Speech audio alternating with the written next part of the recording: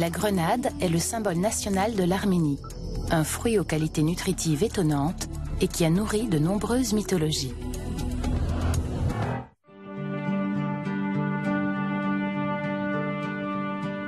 L'Arménie est un pays montagneux situé dans le Sud-Caucase.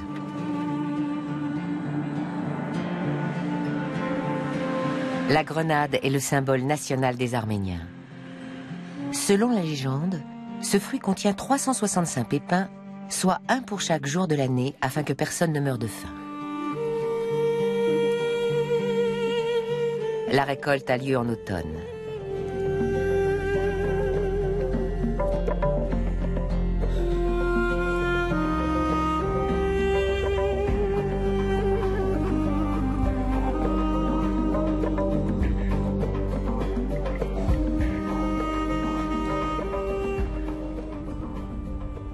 Presque aussi grande que la Belgique, l'Arménie compte plus de 3 millions d'habitants.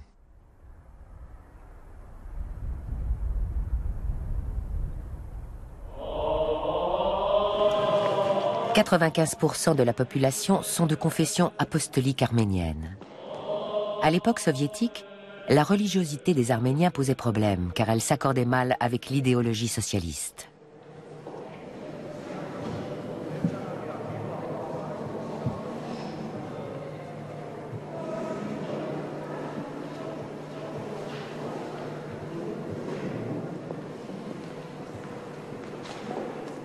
En Arménie, la religion fait autant partie de l'identité nationale que les grenades. Des vergers de grenadiers à perte de vue. C'est ici, dans le sud du pays, près du village de Nornadjor, qu'on récolte les meilleures grenades du pays. Nornadjor signifie vallée aux grenades. La cueillette des fruits commence au début du mois d'octobre. Moguch Boyadjan cultive des grenadiers. La récolte est pour lui le moment le plus important de l'année. Pour la première journée, Moguch a engagé 11 saisonniers. Tous sont originaires du village. Pour beaucoup de femmes et d'enfants, la cueillette des grenades est le seul moment de l'année pour gagner un peu d'argent. Eric, le fils du voisin, est même autorisé à faire l'école buissonnière pendant 4 semaines. Les grenadiers fleurissent 3 fois par an. La cueillette a lieu après la 3e floraison, car c'est là que les fruits sont les plus gros.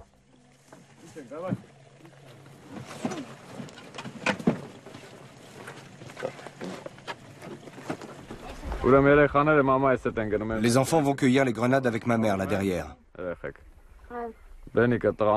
Les hommes accompagnent Benny sur les grands arbres. Comme ça, ce sera moins dur pour les femmes. Irina et Narine cueilleront les fruits des petits arbres. Attention de bien séparer les fruits rouges des fruits jaunes sur le sol. Il ne faut pas les mélanger. Alik viendra avec les caisses et on les triera ensemble. Arson, Allen et Benny, allez-y. Irina, vous commencez ici. Au boulot.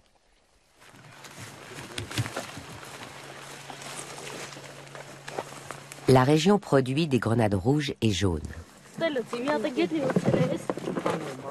Le degré de maturité du fruit se reconnaît à sa couleur. L'écorce n'est plus claire, mais rouge-orangé. On cueille les fruits en effectuant un mouvement sec du poignet. Mais il faut veiller à ne pas trop les presser.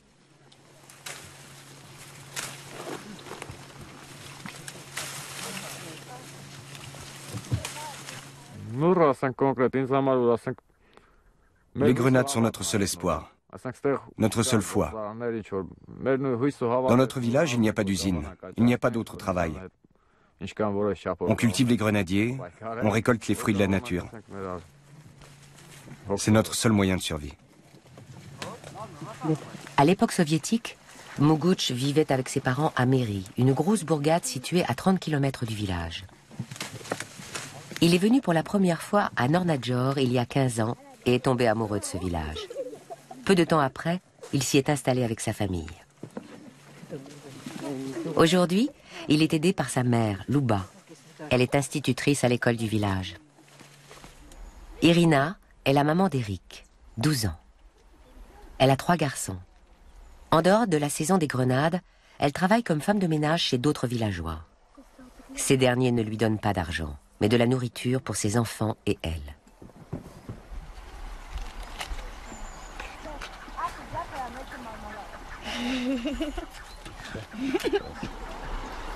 On doit récolter tous les fruits de ce verger aujourd'hui. Comme ça, demain, on pourra amener les veaux ici. Comment tu veux qu'on finisse aujourd'hui? On peut mettre les veaux dans le champ d'à côté? Quel beau verger de grenadiers. Combien tu vends les grenades rouges? 800 à 1000 drachmes. Le marchand ne veut en donner que 700. Pourquoi si peu? Je ne sais pas. On a tant de grenades que ça pour les brader à 700 drachmes? Non. Tu vas les vendre 700 drachmes? On travaille très dur. Il faut s'occuper de la terre toute l'année, irriguer les vergers et cueillir les fruits. On travaille trop dur pour vendre les fruits à ce prix-là.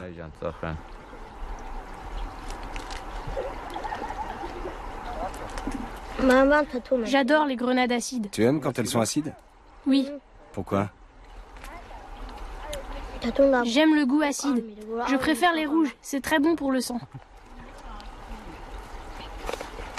Les grenades sont bonnes pour le sang, mais je ne peux pas les manger quand elles sont acides.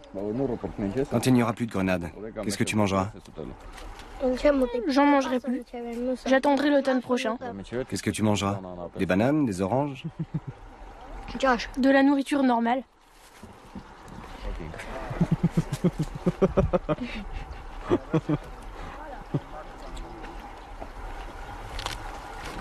Plus tard, Eric aimerait devenir lui aussi producteur de grenades. Pendant que les femmes et les enfants continuent à cueillir les fruits, Moguch et les autres hommes commencent à charger le camion. Moguch est l'un des seuls cultivateurs du village qui possède son propre camion.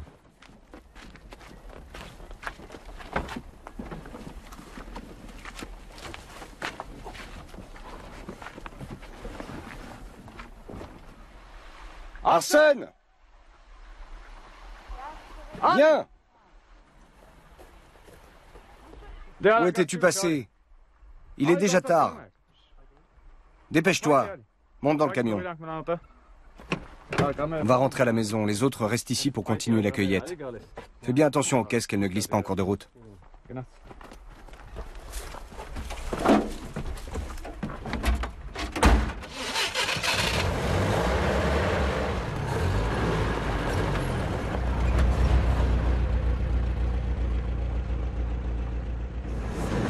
Avec son vieux véhicule militaire tout-terrain, Moguch met un quart d'heure pour parcourir les 2 kilomètres jusqu'au village.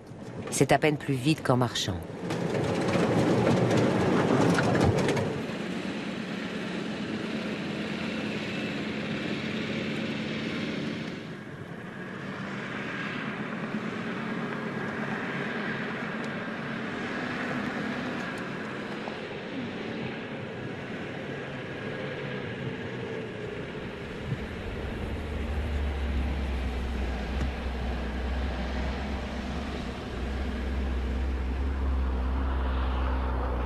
À Nornadjor, tout le monde cultive des grenadiers, y compris le chef du village, Mekurtich Mekurtian.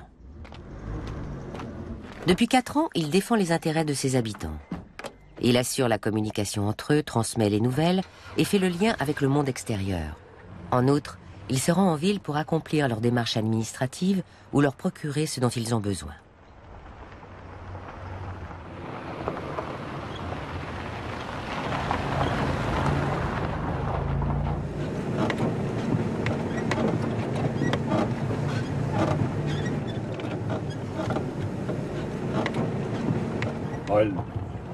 Je vais régulièrement voir tous les villageois. Je leur demande comment ils vont, je leur offre mon aide. Je le fais non seulement parce que je suis le chef du village, mais aussi parce que je suis un être humain et que j'aime mon prochain. Je veux que les villageois se sentent bien et qu'ils sachent que je m'occupe d'eux.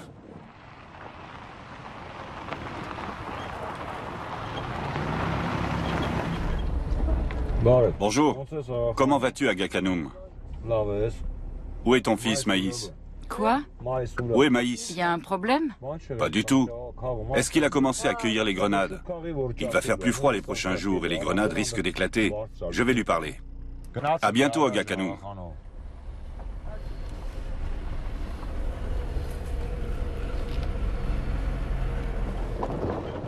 Mekurtich est très attaché à Maïs, le fils de la vieille dame. Au début des années 90, les deux hommes ont combattu côte à côte durant le conflit du Haut-Karabagh qui opposait l'Arménie et l'Azerbaïdjan. Cette guerre de 3 ans a coûté la vie à 20 000 Arméniens et 18 000 Azerbaïdjanais et a fait plus d'1 million de réfugiés dans les deux pays.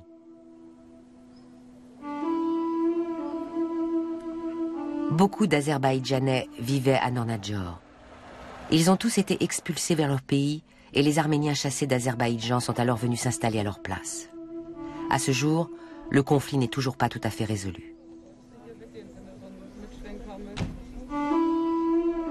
Nornadjor compte aujourd'hui 150 habitants.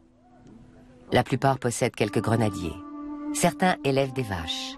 Tous ont une maison individuelle mais sans eau courante. Il n'y a pas de tout à l'égout.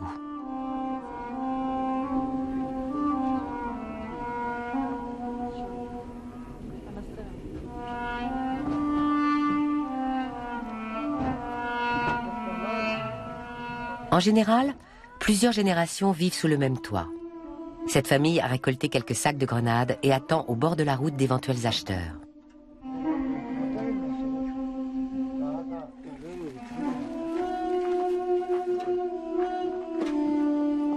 Nornadjor se trouve à l'extrême sud de l'Arménie, à 500 mètres d'altitude. Étant à l'écart des grandes routes, le village voit rarement passer des visiteurs. Mekurtic emprunte chaque jour la route du col. C'est la seule voie d'accès à Nornadjor, et bien qu'elle soit sous le contrôle des Russes depuis la fin de la guerre entre l'Arménie et l'Azerbaïdjan, le chef du village a le sentiment d'en être responsable. Une rivière, l'Arax, marque la frontière entre l'Arménie et l'Iran. La route du col est en mauvais état et peut être risquée pour les commerçants qui viennent depuis la capitale.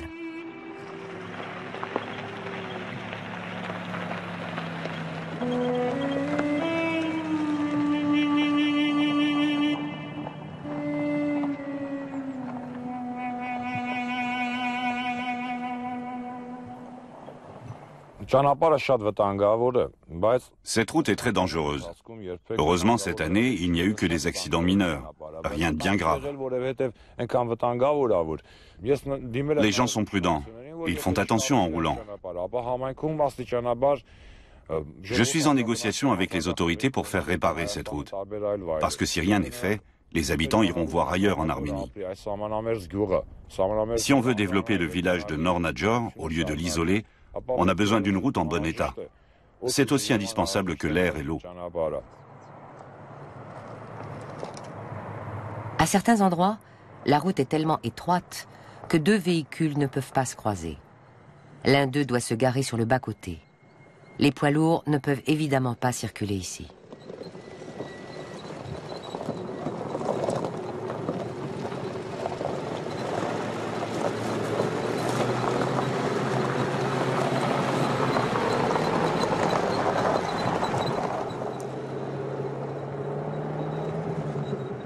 À l'époque soviétique, il y avait une voie ferrée qui traversait le village et allait jusqu'en Azerbaïdjan.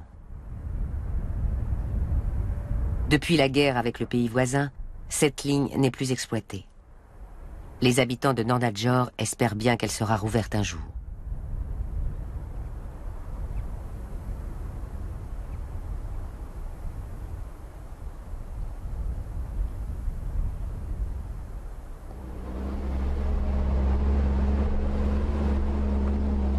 Moguch apporte le chargement de grenades dans l'entrepôt familial. Son frère Alik l'aide à décharger et à trier les fruits.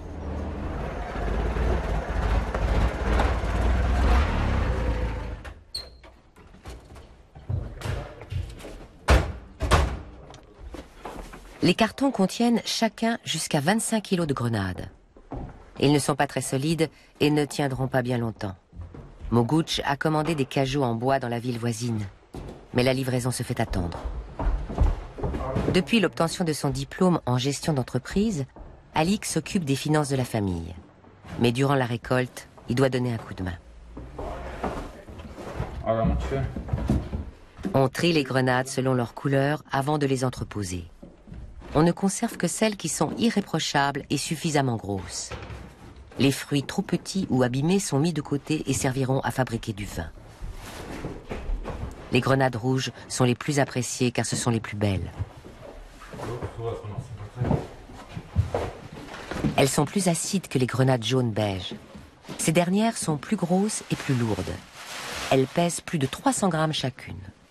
Les enfants et les personnes âgées ont une préférence pour les grenades jaunes. C'est tout un art d'ouvrir une grenade. D'abord, on enlève la couronne. Puis, on coupe le fruit en 5 quartiers.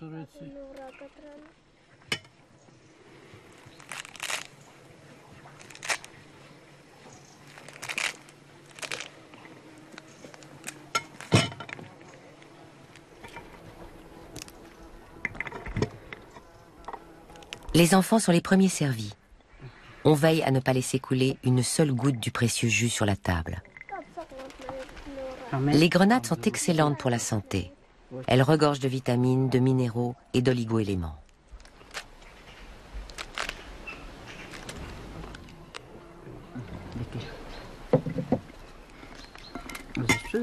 Les deux frères ne sont pas satisfaits de leur première journée de récolte. On fait une pause. On triera le reste des fruits cet après-midi. Avec le temps, on ne sait pas trop à quoi s'attendre. Retournez au verger. Moi, je travaillerai en haut. Appelle-moi pour décharger le camion. Je viendrai vous aider.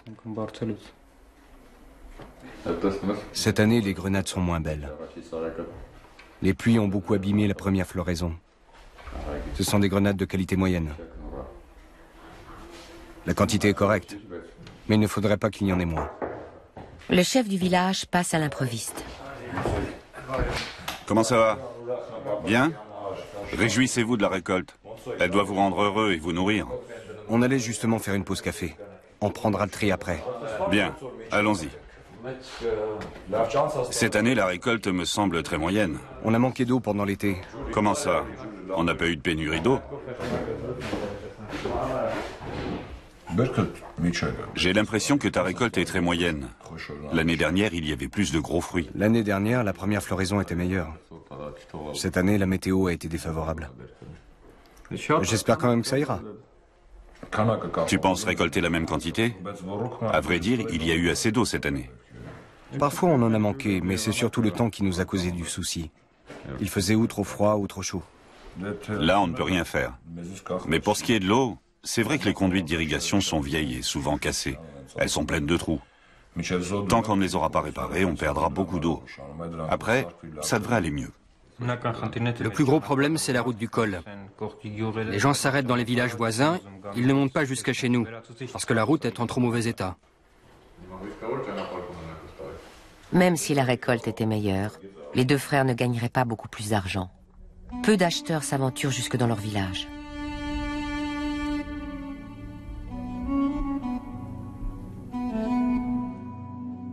Considérée comme un fruit du paradis ou un fruit des dieux, la grenade est récoltée depuis plus de 3000 ans.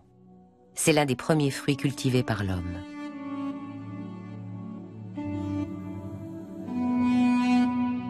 Selon certains chercheurs, c'est avec une grenade qu'Ève aurait tenté Adam au paradis. D'un point de vue botanique, la grenade est une baie. Ce fruit améliore l'équilibre hormonal des femmes à la ménopause. En outre, il contient plus d'antioxydants que le thé vert ou le vin rouge. Enfin, des études récentes ont montré que la grenade réduisait les risques de cancer. Les arbres fleurissent à partir de la mi-mai. Seuls 5% des fleurs donnent un fruit. Depuis quelques années, on assiste à un engouement mondial pour la grenade. C'est une aubaine pour l'Arménie, mais pas encore pour le village de Nornadjor. Mougouch ne profite absolument pas de ce boom. Il doit faire face à un tout autre danger, la voracité des ours.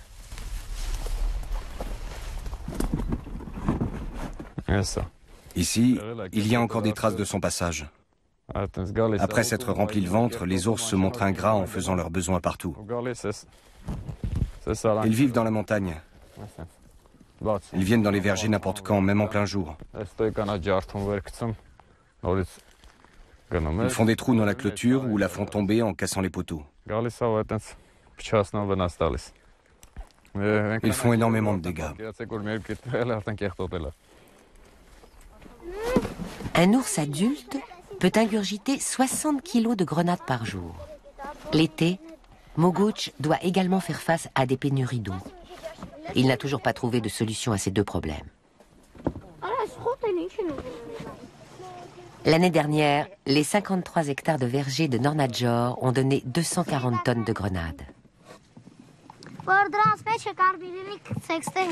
Luba et Susanna, les filles de Moguch, aident Eric à ramasser les fruits qui jonchent le sol.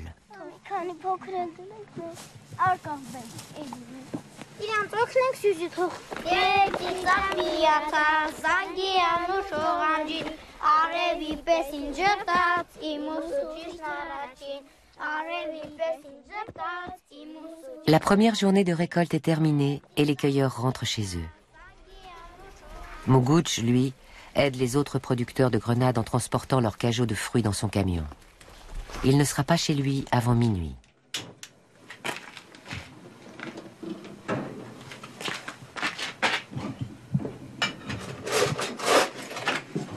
Le lendemain, à 7 heures, tout le monde est déjà debout. Luba, la grand-mère, fait le pain elle-même. Elle prépare le petit déjeuner avec Christiane, l'épouse de Moguch.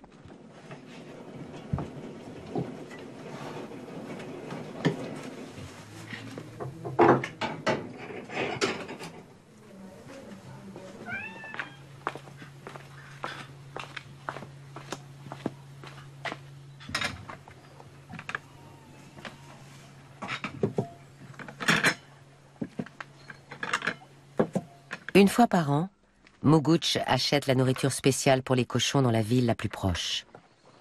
La famille produit tout ce dont elle a besoin. Elle élève des poules et des vaches, et le climat particulièrement doux favorise la culture des fruits et légumes. La famille n'achète que de la farine, des pâtes et du riz. Les revenus de la vente de grenades suffisent tout juste à couvrir les frais courants et à rembourser les crédits.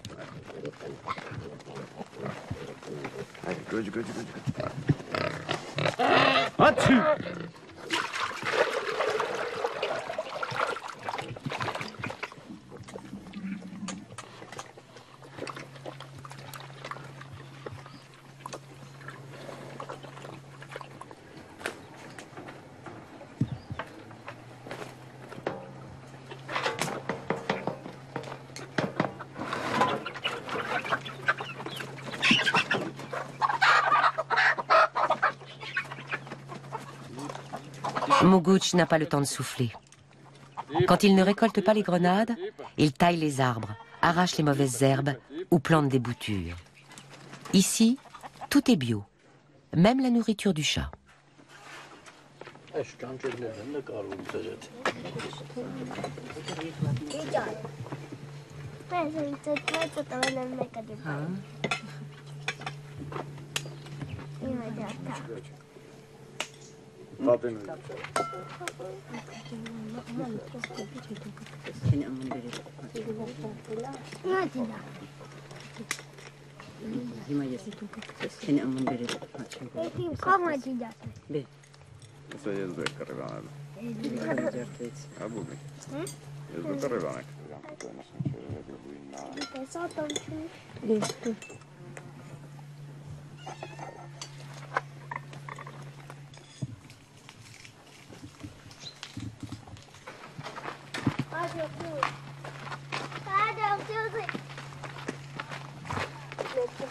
L'école se trouve à 10 minutes à pied de la maison.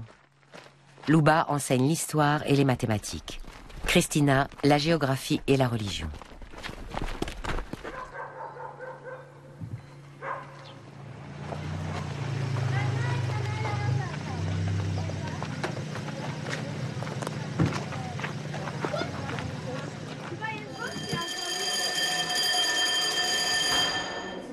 La petite Luba est en CE2. Avec les 8 autres élèves, elle forme la plus grande classe de l'établissement. 35 enfants sont scolarisés dans le village. Certaines classes ne comptent qu'un élève. Quand le niveau le permet, on rassemble plusieurs classes. À l'époque de la récolte, beaucoup d'enfants ne vont pas à l'école, ce qui pose un cas de conscience à l'institutrice.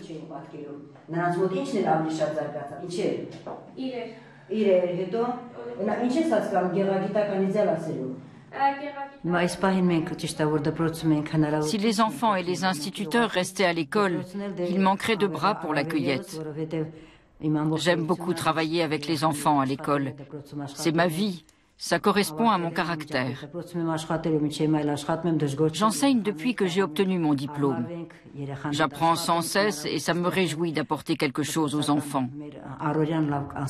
Mon but, c'est que les enfants acquièrent une bonne culture générale et surtout qu'ils deviennent des gens bien. Mais la récolte aussi, c'est amusant. Parfois, il y a même de la compétition entre nous. C'est à celui qui ramassera le plus de fruits.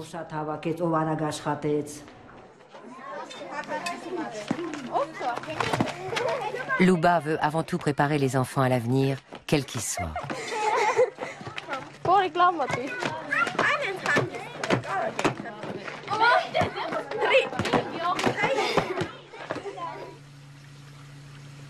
Maker Teach reçoit la visite de Maïs, le fils de la vieille Agakanoum, dont les fruits pourrissent sur les arbres.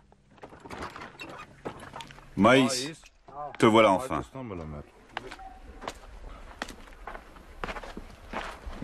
Comment vas-tu? Qu'est-ce que tu fais? Je travaille. La récolte se passe bien? Oui. Pourquoi tu t'y es mis aussi tard? Mes mains me font mal. Tu sais pourquoi? Elles te font mal.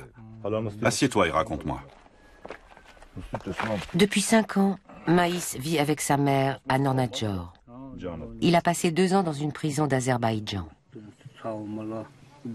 Maker Teach connaît l'histoire de Maïs. Mais cela lui fait toujours du bien de la raconter. On nous obligeait à travailler. On nous battait souvent, puis on devait reprendre le travail. Vous deviez faire quoi?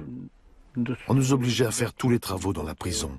Et quand les soldats n'avaient rien à faire, ils passaient leur mauvaise humeur sur nous en nous tabassant. Des coups et des travaux forcés, c'est ça? Oui. Qu'est-il arrivé à tes mains? Quand un soldat avait envie de nous frapper, il jouait avec nous. Il nous tapait sur les doigts pour les casser. Comment vous cassait-il les doigts? Avec la crosse d'un fusil. Il frappait sans arrêt sur les doigts. Avec un fusil? J'ai été roué de coups dans le camp de prisonniers de Chaliapak. Je saignais de partout, ils m'ont passé à tabac. Ensuite, ils m'ont transféré dans la prison de Kirovabad. Là, j'ai vu les gardiens rouer de coups 25 prisonniers. Ils leur ont demandé de se déshabiller complètement et ils les ont enfermés dans une cellule sans pain et sans eau. Ça doit être très dur de vivre avec ça. Oui. Tu es dans une situation financière difficile. Il faut que tu récoltes tes grenades. C'est ça le plus important pour le moment. Je sais. Tu dois cueillir tes grenades et les vendre. Comme ça, tu pourras acheter des vêtements et de la nourriture pour ta mère et toi. Maker Teach veut aider Maïs à surmonter son traumatisme.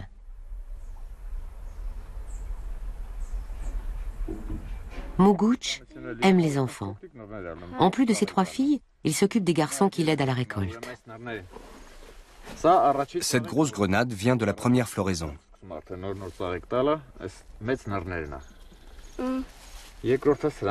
Celles-ci viennent de la seconde floraison. Elles sont plus petites. Et les plus petites grenades sont issues de la troisième floraison. Il y a 2 catégories de grenades jaunes. Une bonne et une mauvaise. Elles ne sont pas d'une grande qualité et j'aimerais les remplacer par ces nouvelles plantes qui sont là. Les grenades jaune-beige sont de mauvaise qualité. Il faut les remplacer pour obtenir des grenades plus belles et plus savoureuses. Regardez comme l'écorce est épaisse. Et le goût n'est pas fameux.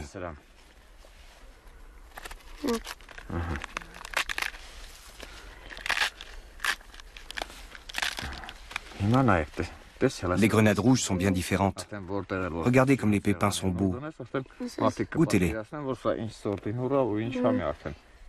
Ces fruits feront merveille sur n'importe quelle table. Il faut les manipuler avec précaution pour ne pas les abîmer. C'est bon? Voici une grenade sauvage. Si on arrose suffisamment l'arbre, les fruits deviennent très gros. Mais c'est une grenade très acide, qui éclate très vite. Goûtez-les et dites-moi lesquelles vous préférez. C'est très acide. Regardez la terre. Elle est sèche et poussiéreuse. C'est parfait. Il faut cueillir toutes les grenades avant d'arroser de nouveau les arbres. En hiver, ils perdent toutes leurs feuilles. Ils sont en hibernation, pour ainsi dire. Au printemps, ils se réveillent en pleine forme. Reprenez le travail. Il reste beaucoup de fruits sur les arbres. Dépêchez-vous de les cueillir. Après, on en aura fini pour aujourd'hui.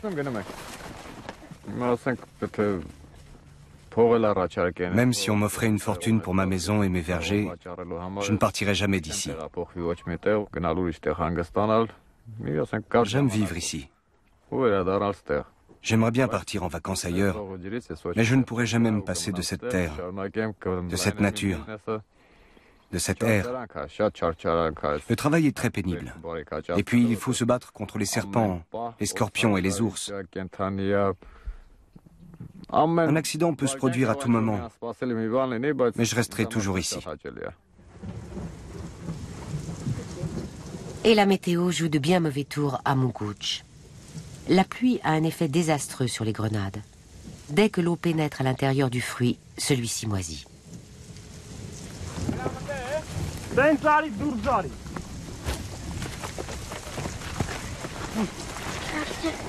Mais les producteurs ne se plaignent pas.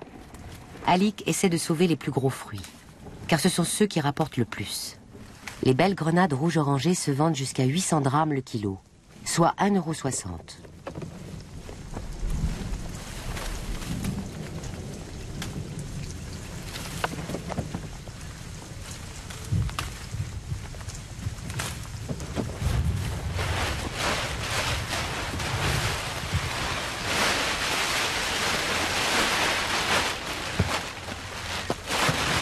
€. La pluie abîme les grenades. Tout le monde doit se dépêcher. On va essayer d'en cueillir le plus possible. Il faut ramasser tous les fruits qui sont par terre pour les protéger de la pluie. Je pense que le temps ne nous permettra pas de continuer le travail aujourd'hui. C'est une journée qui tombe à l'eau, qui va nous infliger beaucoup de pertes.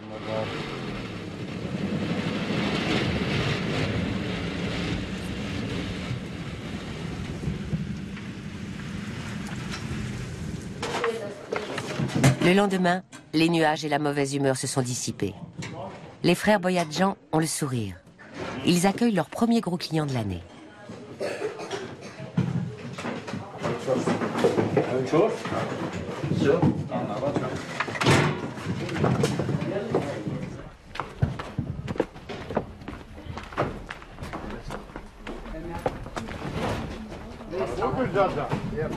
Le vieux camion peut transporter 7 tonnes de fruits, ce qui correspond à peu près à la quantité récoltée par Mougouch et ses aides au cours de ces derniers jours.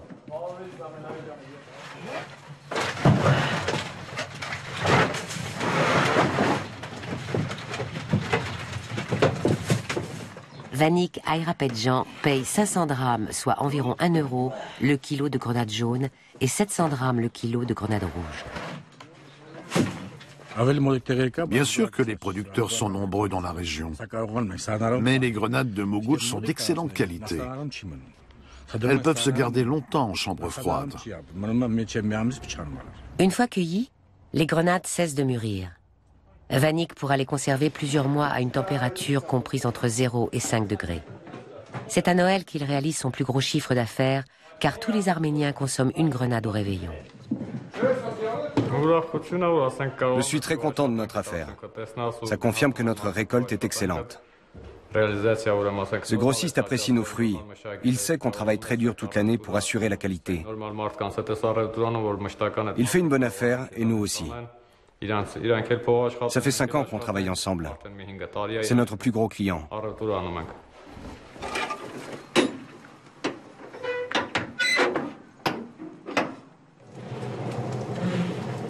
Ararat, le chauffeur, a 2 jours pour transporter les grenades jusqu'à Erevan. La capitale est située à 430 km du village. Un trajet tout à fait normal s'il n'y avait pas ces 30 km de route du col. Le camion de marque russe a 40 ans. Ses essieux ont été renforcés pour amortir les chocs. Au cours des 3 prochaines semaines, Vanik reviendra 6 fois à Nornadjor pour approvisionner la capitale en grenades. Jusqu'en mars, sur les marchés de la capitale, on trouve tous les jours des grenades en provenance de Nornadjor.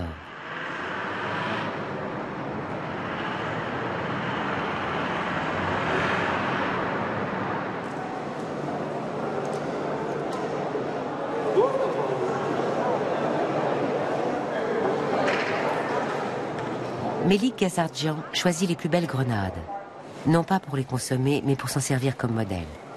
Melik est peintre et il immortalise les fruits sur ses toiles. Il paie le kilo de grenades 1500 drachmes, soit le double du prix des producteurs. Le contraste est flagrant entre la capitale et les régions pauvres du sud du pays. Ici, l'ambiance est très européenne. Erevan compte plus d'1 million d'habitants, soit le tiers de la population du pays. Le taux de chômage officiel est de 7%.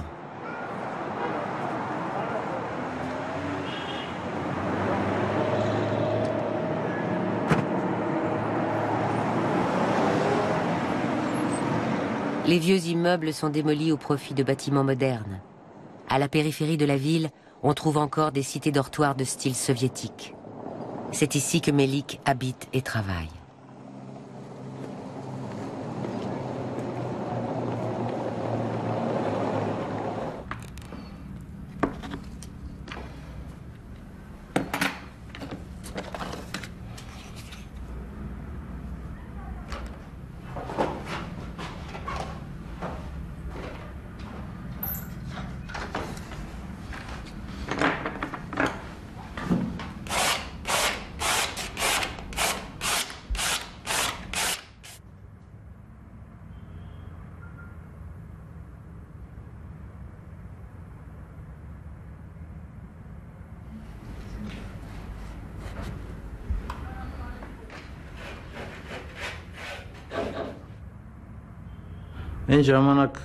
Autrefois, c'étaient les gens au pouvoir qui décidaient de ce qu'on pouvait peindre, exposer et vendre. Aujourd'hui, on est libre et on a la possibilité de gagner de l'argent grâce à l'art. C'est extrêmement précieux. On peut travailler peu ou beaucoup, c'est notre affaire. Le succès dépend strictement de nous. Avec mon art, je gagne assez pour nourrir ma famille. C'est le plus important. Je ne peux pas me plaindre.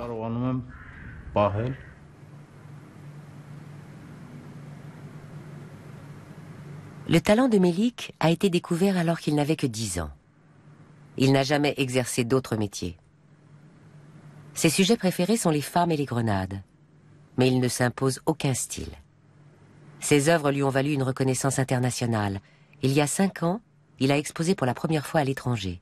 C'était à Paris. Ses tableaux de grenades ont beaucoup de succès.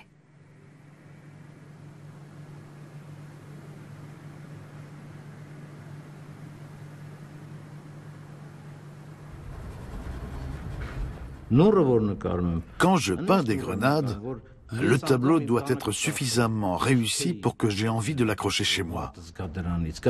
Sinon, mieux vaut ne pas peindre. Voilà comment je fonctionne.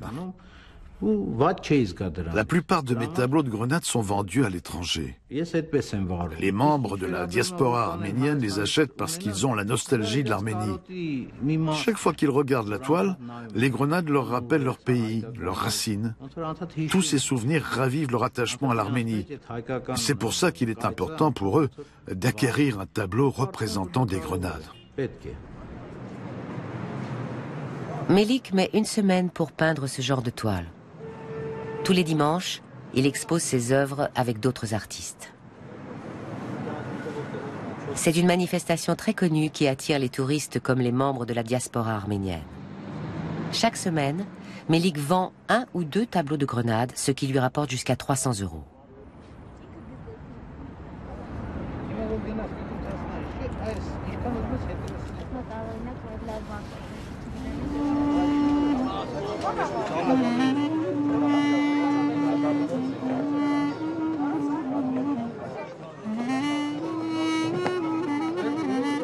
Le symbole national arménien ne se vend pas uniquement lors de cette exposition.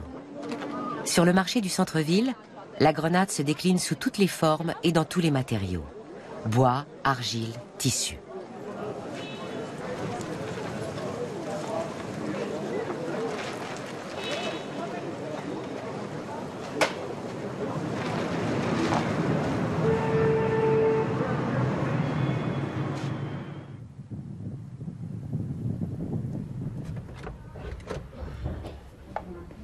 Les producteurs de Nornadjor ne profitent pas encore du succès grandissant de la grenade en Europe.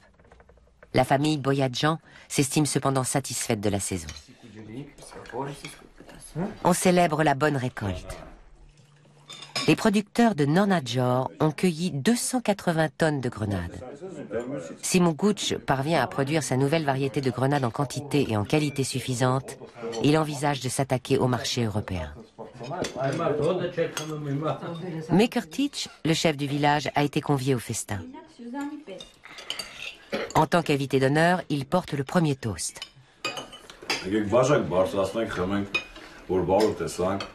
Levons nos verres et trinquons ensemble. Nous pouvons enfin nous reposer et nous réjouir d'avoir réussi à rentrer toutes les récoltes. Buvons à notre santé avec le vin de Grenade. Espérons que les prochaines années seront aussi bonnes et prospères, que nous pourrons de nouveau nous asseoir ensemble, comme ce soir, pour profiter d'un excellent repas. Santé.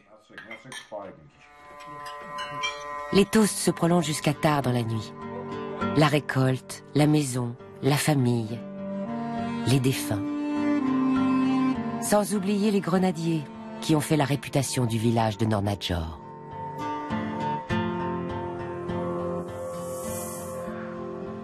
Restez sur Arte. Dans un instant, un grand documentaire fiction retrace le destin de Rome.